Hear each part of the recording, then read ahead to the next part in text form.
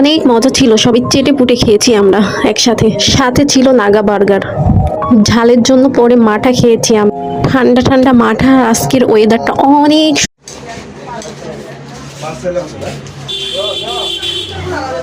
আসসালামু আলাইকুম। প্রতিদিনের মতো চলে আসলাম সন্ধ্যার নাস্তা বানাইতে। নুডলস রান্নার জন্য কিছু সবজি কেটে নিয়েছি। আপনার হচ্ছে এখানে গাজর কুচি নিয়েছি, ক্যাপসিকাম নিয়েছি, আর হচ্ছে মটরশুঁটি, আর হচ্ছে ফুলকপি, টমেটো, কিছু কাঁচা। সন্ধ্যায় সবাই একসাথে বের হইলাম, ফুচকা খাওয়ার উদ্দেশ্য করে বের হইছিলাম। যাইয়া দেখি ফুচকার দোকান বন্ধ। ফুচকার জন্য বের হইছিলাম গাইস, কিন্তু ফুচকা খাইতে পারি নাই। নাচুসটা অনেক মজা ছিল, সবাই চেটে পুটে খেয়েছি আমরা একসাথে। সাথে ছিল নাগা বার্গার।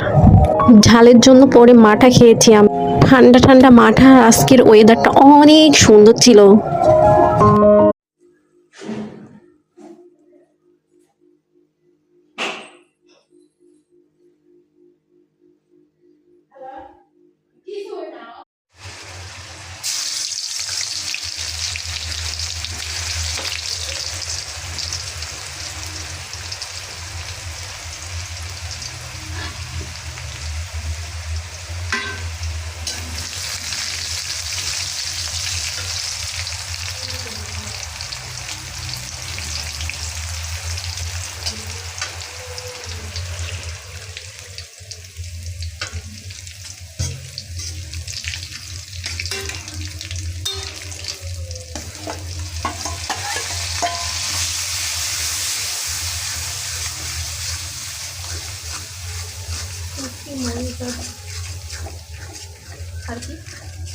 রসুন, পেঁয়াজ।